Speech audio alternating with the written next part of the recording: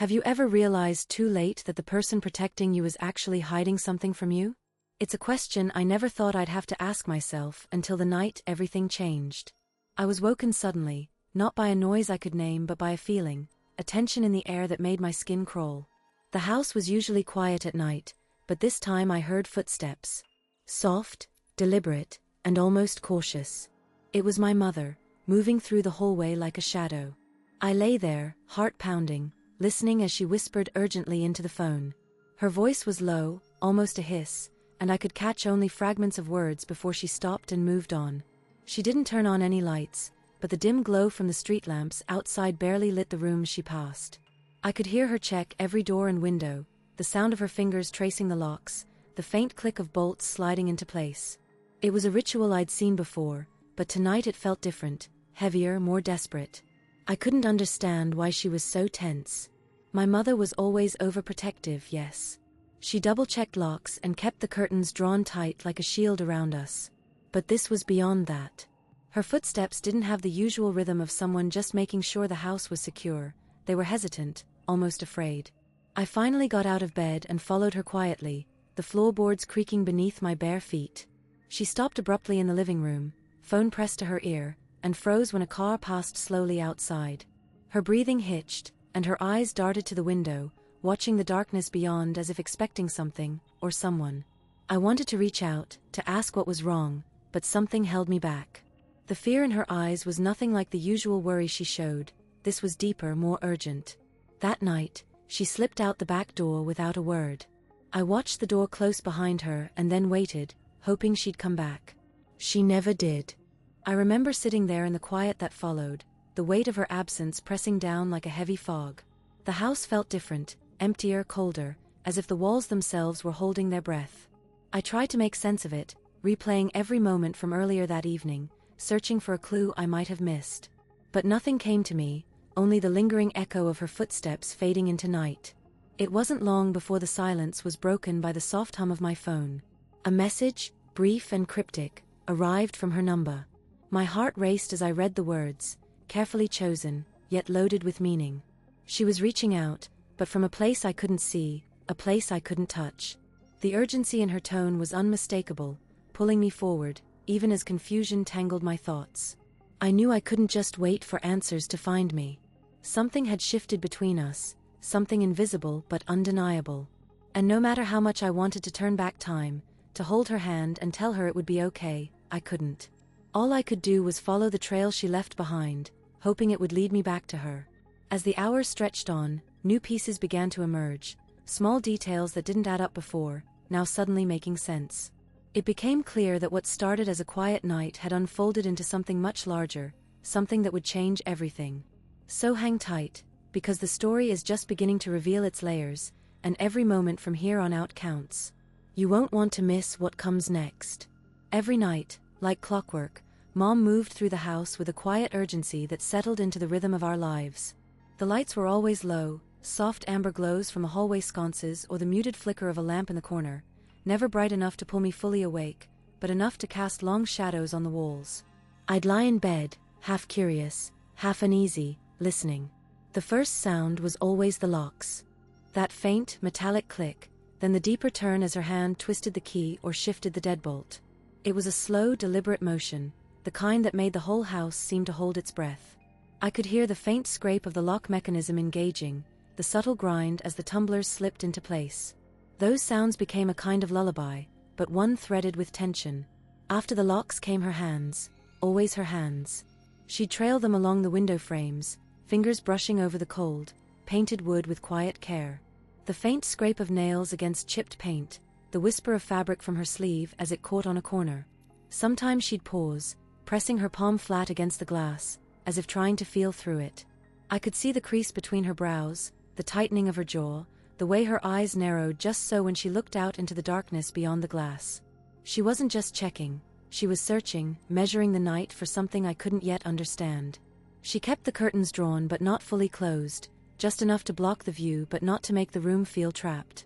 I never saw her turn on the overhead lights. Everything was done in shadows and soft edges, as though the dimness gave her some kind of cover or comfort.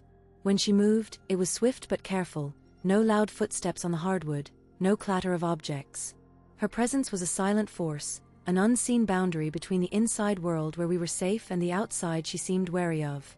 Every time she finished her rounds, checking the closets, pulling curtains aside to peer in, making sure every door was locked tight, she'd pause and say the same thing, almost like a mantra, just to be safe.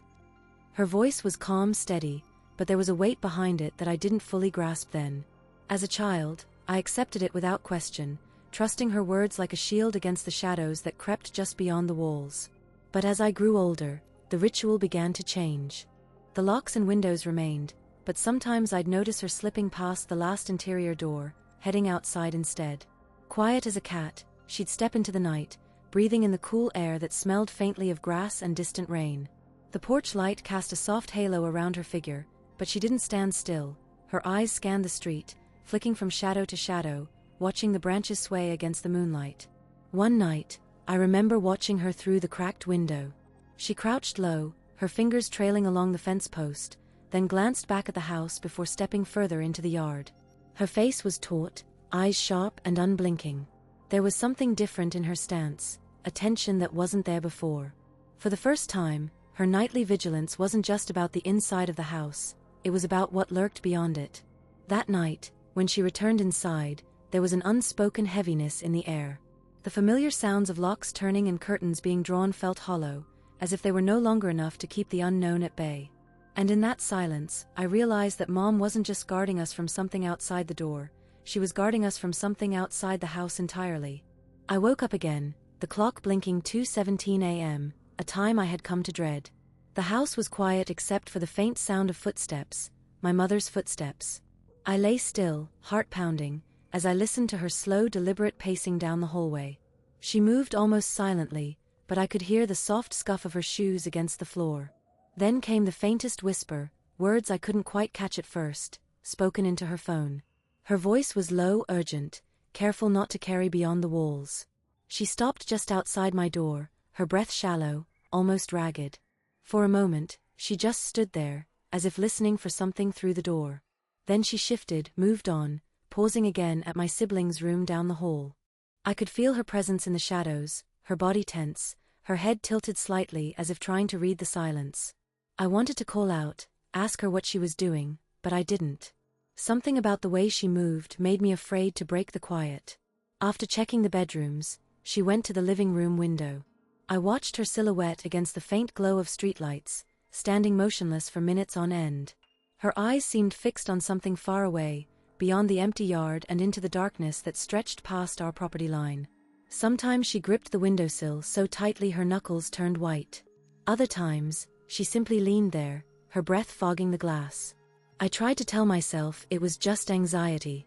Maybe she was worried about something at work, or about us. Maybe those nights were just a rough patch, and she hadn't found a way to relax. But each time I saw her like this, it felt less like worry and more like something else, something I couldn't name. Her whispering was always urgent, almost desperate, but never loud enough for me to understand what she was saying. One night, I gathered the courage to peek out of my room. I saw her pacing again, phone pressed to her ear, whispering as she walked in small circles around the hallway. That's when I noticed her pause near the staircase, her whole body stiffening as if she'd heard something. She didn't look scared, no, it was different. It was like she was waiting, expecting. Then she took a deep breath, closed her eyes for a second, and started moving again. She came back to the window and stared out for what felt like forever. I could see her lips moving, forming words I couldn't catch until suddenly, in a whisper so low I almost didn't hear it, she said a name. It wasn't one I recognized. It wasn't anyone I'd heard her mention before, not a relative or a friend. The name sounded foreign, strange, and it sent a chill through me. I wanted to ask who it was, but the words stuck in my throat. That night, I didn't sleep. I kept listening, watching her through the sliver of light under my door. The house felt different, heavier somehow. I realized that whatever she was guarding us from wasn't just outside the house anymore, it was something closer, something tied to that name she whispered. The quiet that followed her voice was filled with questions I didn't have answers to, and fear I couldn't shake. I waited until the house was swallowed by silence, the kind that presses against your ears and makes every breath sound loud. My heart pounded softly in my chest as I slid out of bed, careful not to make a sound. The The dim hallway stretched before me, shadows pooling in corners where the weak night light couldn't reach. My footsteps were barely a whisper on the worn wooden floor, each one measured and light, like I was trying not to disturb the fragile calm that had settled over the house. Ahead, the faint glow from the living room illuminated the shape of my mother's silhouette. She stood motionless, framed by the soft glow from the lamp on the side table, the phone pressed tightly against her ear. Her fingers clenched the device so hard that I could almost sense the tension radiating from her. The way she held it wasn't casual. There was urgency in her grip, a silent desperation that made the air thick around her. I edged closer, watching her lips move in hushed, urgent whispers. Every so often, she would glance toward the window, her eyes sharp and alert. The quiet of the house was broken only by the faint scratch of her voice and the distant rustling of leaves outside. I felt myself holding my breath, afraid to blink, afraid to break the spell of that moment. Suddenly, she froze. Her voice cut off mid-sentence, swallowed by an instant silence that was colder and heavier than before. I could see the tension coil in her shoulders, the way her body stiffened as if she'd sensed something I hadn't. My own skin prickled with unease. Then, headlights swept across the window, a sharp, glaring intrusion into the night. My mother's eyes snapped toward the glass, wide and panicked.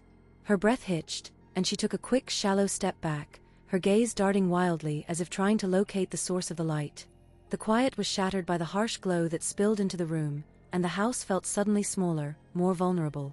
Without a word, she bolted toward the back door, her movements frantic and urgent.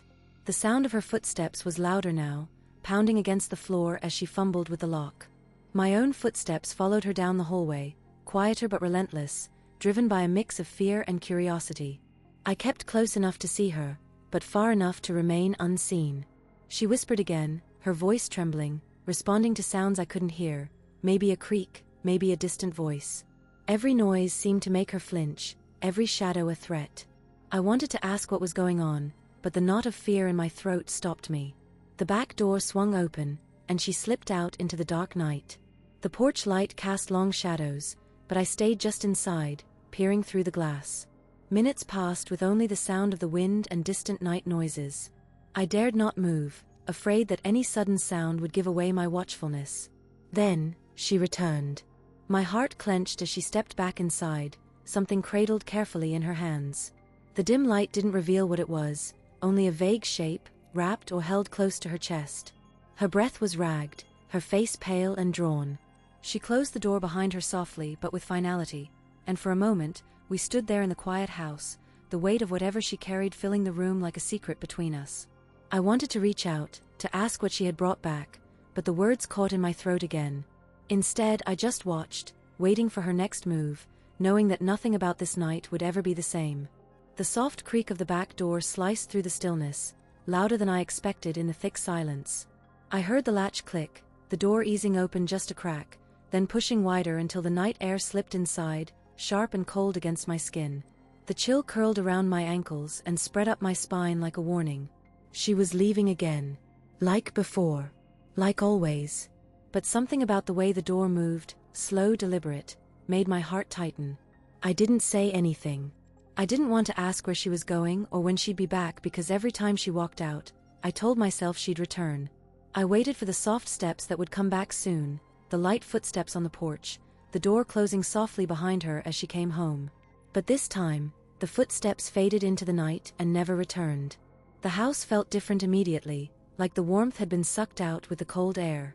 The silence stretched and thickened, pressing against my ears. I sat down on the couch, trying to steady my breath. The clock on the wall glowed faintly, 9:15 p.m. I told myself she'd be back before long. I told myself it was just a quick trip, like the others. But the minutes passed, each one heavier than the last. I glanced at the clock again. 9:45. 10:10. My fingers trembled as I pulled out my phone and dialed her number. The line rang, and rang, then went straight to voicemail. I called again, hoping she'd answer this time, hoping to hear her voice, to know she was safe. But no response came. I tried again, and again. Each unanswered call twisted the knot in my chest tighter. The house felt impossibly quiet now. I could hear the faint hum of the refrigerator, the distant sound of a car passing on the street, but nothing else. No case jingling, no door creaking, no footsteps returning. I wrapped my arms around myself, trying to hold on to something solid, anything familiar. Hours slipped by, and I stayed on the couch, eyes fixed on the dim clock face. Midnight. The dark outside seemed to press against the windows like a wave, thick and endless. I wanted to believe she was just out of reach, that she'd come back through that door any second. But the cold had settled deeper into my bones, and the silence was no longer empty or peaceful, it was heavy and full of dread. Around 3 a.m., I finally stopped calling. My phone was dead, and so was my hope. I sat frozen, listening for any sound that might break the night. The house felt like a trap, holding me in the absence she left behind. Then, right before the sky began to hint at dawn, a sharp knock echoed through the house. My heart jumped, wild and frantic. I scrambled to the door, breath catching in my throat. But when I opened it, it wasn't her standing there. The face that looked back at me was unfamiliar, shadowed in the pale light of early morning. And in that moment, everything I thought I knew shattered. The two investigators stepped inside without ceremony, their footsteps muffled against the worn floorboards. They didn't smile or offer comfort. Their faces were taut, serious, etched with a quiet urgency that immediately set my nerves on edge. One was a tall man with sharp eyes that flicked around the room as if cataloging every detail, while the other was a woman whose steady gaze seemed to weigh me down with unspoken questions. They carried folders and a recorder, tools that suddenly made everything feel official, permanent. "Can you tell us where your mother usually spent her days?" the man asked, voice low but precise. I blinked, caught off guard. "Here, mostly." "At home," I said, my voice smaller than I intended. "She didn't work outside, not in the last few years." The woman exchanged a look with her partner, but pressed on. "And did she ever mention friends or acquaintances she met regularly? Places she visited?" Her eyes searched mine, waiting. I hesitated. "No, not really. I mean, she talked to neighbors sometimes, but nothing that stood out." They didn't seem convinced. "What about nights when she wasn't home? Did that happen often?" I shook my head, heart tightening. "No. She was here, almost always. Except, well, I guess sometimes she'd go out, but she never said where." The man scribbled notes quickly, then looked up. "She never mentioned a place called Redfield? Or someone named Marcus Cole?" I felt a cold jolt ripple through me. Those names meant nothing. "No. I've never heard of them." "Any idea if she had ties outside this town?" The woman's tone was gentle, but the edge in her voice made it clear they weren't just making small talk. I opened my mouth, but no words came. I realized, with a shock that felt like sinking, that I didn't know much about my mother's life beyond these walls. The quiet house, the familiar rooms, they'd been the sum total of what I knew. What if there were whole parts of her story I'd never glimpsed? They exchanged a brief glance, then the man leaned forward slightly. "Did she ever mention a place called the Hollow? Or someone named Elias Thorne?"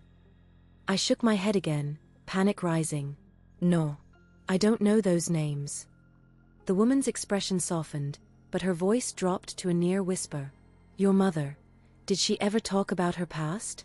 Where she came from? People she knew before here?" "No," I admitted, voice breaking a little. "She never really talked about that. It was just us here." They both looked at each other as if confirming something unspoken. The man's gaze returned to me, grave and unyielding. "We believe your mother was hiding something from you. Something she kept secret for years." The words struck me like a blow. I felt frozen, the room suddenly too small, the air too thick. What could she have been hiding? Why? And why now, with her gone, did it feel like the ground beneath me was shifting, threatening to swallow everything I thought I knew? I wanted to ask them everything, but my voice was gone. All I could do was stare, caught in the sudden, terrible weight of a truth I wasn't ready to face. I remember the moments I used to ignore, the small things that didn't fit the picture I had of her. The way she flinched when the news showed certain neighborhoods, the kind of places where most people might feel uneasy, but where she looked like she wanted to disappear.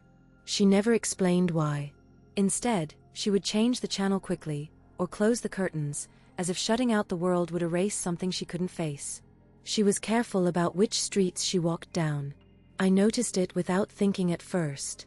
On our evening walks, she would slow down, sometimes stop altogether when we reached a particular intersection or block. She didn't say why, just tugged my hand and steered me away. When I asked, she'd laugh softly, brushing it off as a silly quirk, a preference, nothing more. But it was more than that, I could tell. Her eyes would darken, her breath would catch, and a tension would settle in her shoulders that never fully left until we were far away. Sometimes, late at night, she came home shaking. Not just tired or stressed, but trembling like she had seen something no one else could.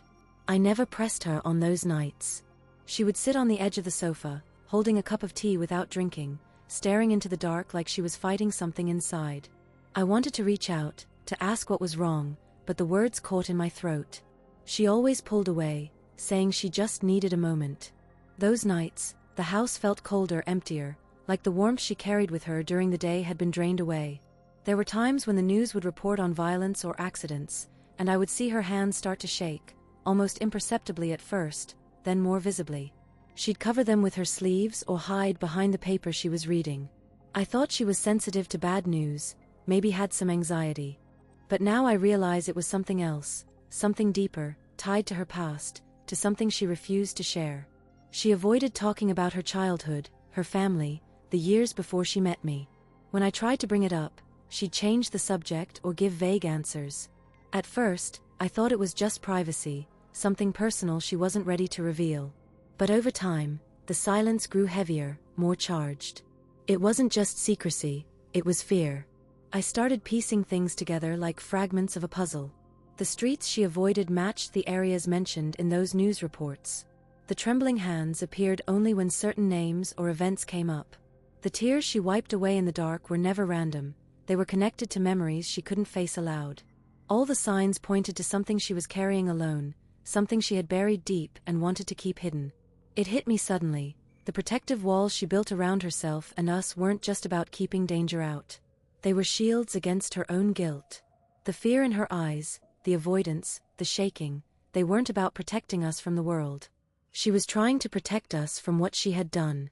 The day the investigators sat me down to talk, I remember feeling a strange mix of anticipation and dread, as if I already knew what they were going to say but hoped desperately that I was wrong. They spoke carefully, almost as if they were testing the waters, but the pieces they revealed quickly painted a picture I hadn't been prepared to see. They told me my mother had connections to people involved in serious criminal activities years before I was born, long before she became the quiet woman I thought I knew. These weren't just casual acquaintances. She had been part of a network that dealt with illicit dealings, from smuggling operations to financial fraud. The details were vague but consistent enough. She was never the mastermind, but she wasn't an innocent bystander either. She had helped facilitate transactions, provided safe passage for certain individuals, and occasionally carried messages or packages that she couldn't fully explain. What struck me most was how she had tried to distance herself from that life once she met my father. The investigators described a turning point, a moment when she chose to walk away, to disappear from those circles and start anew. But the past, as they emphasized, didn't let her go easily. There were people she once trusted who became threats, debts that were never fully paid, and secrets that could unravel everything she built for our family if they ever surfaced. They explained why she lived in constant fear, the phone calls she never answered, the glances over her shoulder, the late-night anxieties that had puzzled me for years. It wasn't paranoia, it was survival. She carried the weight of knowing that even a single misstep could bring danger not only to herself but to me and everyone she loved. Her silence wasn't just about shame, it was about protection. As they unfolded this story, I began to see the subtle signs in a new light. The locked drawers in her room, the encrypted messages on her old phone, the sudden moves to different towns, each was a deliberate step to keep herself and us safe from shadows lurking in her past. Then came the part that hit me hardest. The investigators hesitated, exchanged looks, then told me something that made my heart stop. There was an incident, something she did, that wasn't just a relic of her past but was connected directly to us. It wasn't just about the people she knew or the crimes she'd been involved in before I existed. It was about something she had done that tied our family, inextricably, to that dangerous world. They didn't say outright what it was, only that it was serious enough to explain much of her behavior and the lengths she went to protect me. The implication was clear: our family's safety, our very lives, had been shaped by a choice she made long ago. A choice she never spoke of, but that was now impossible to ignore. As I sat there, trying to process the weight of their words, I realized that the past wasn't just a shadow behind her anymore. It was a presence, one that demanded answers, and perhaps a reckoning. And in that silence, I knew the question wasn't just what she had done, but what it meant for us going forward. I can still remember the exact moment when everything finally clicked, like a fog lifting after years of wandering blindly through half-truths and whispered warnings. My mother's strange behavior, the night she disappeared, the way she jumped at sudden noises, the locked doors and the endless restless pacing, none of it made sense before. It was just fear, vague and impenetrable. But now, sitting there with the fragments of her past laid bare before me, I saw the thread that tied it all together. She wasn't afraid of what was outside our home. She wasn't just cautious because of some vague threat. No, her fear was a living thing, shaped by a secret she guarded with every fiber of her being. The truth was that, long before I was born, she had made a choice, one that changed everything. That choice wasn't spoken aloud, but its echo shaped every shadow in our house, every whispered silence at night. She did something she never confessed, something that forced her to run, or at least to hide. The realization was like a key turning in a lock I didn't even know existed. Her nightly routines, the way she checked the locks multiple times, the way she flinched when a car door slammed outside, all of it was connected to that one moment in her past that she buried deep inside. I felt a strange mixture of emotions, relief, because the mystery was unraveling, but also a profound sadness. To carry a secret so heavy that it shapes your entire life, that makes you live in constant fear, is a kind of imprisonment. It explained the distance she kept, the way she seemed to shrink away from us sometimes, as if afraid to be fully present.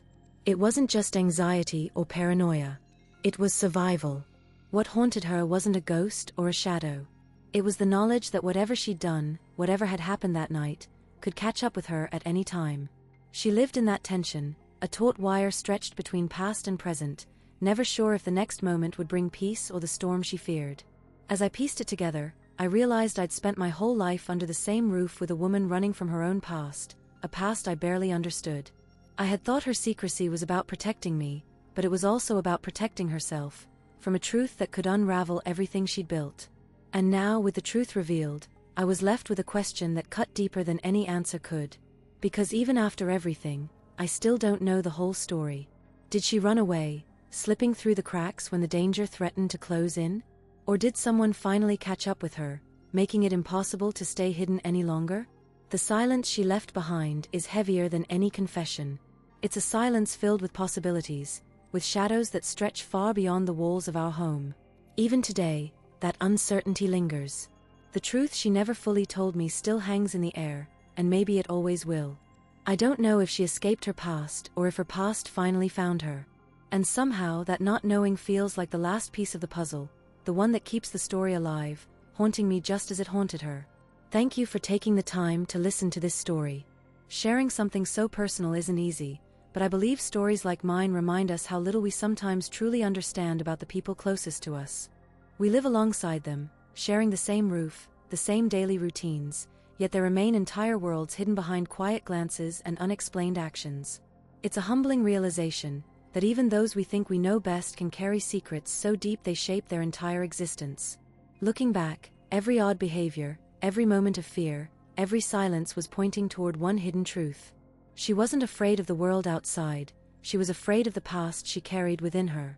Something she had done long before any of us could have imagined, something that created a shadow looming over her every step. That shadow never left her, and it's still unclear whether she ran away from it or if it finally caught up to her. The uncertainty is painful but also strangely necessary, because it keeps the story alive, it keeps me searching for answers that may never come. I want you to think about that for a moment. How much do we really know about the people we live with? Their fears, their regrets, their hidden battles? Sometimes, what lies beneath the surface is more complicated and more heartbreaking than anything we could guess. And sometimes, the silence itself speaks volumes if we only listen carefully enough.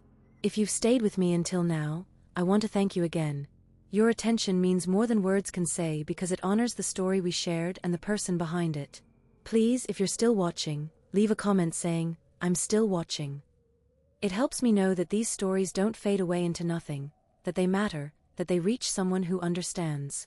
Life under the same roof is full of mysteries, some resolved, some forever unanswered. But the act of sharing, of connecting through stories, is what brings us closer to the truth. And sometimes, That is the only light we have in the dark.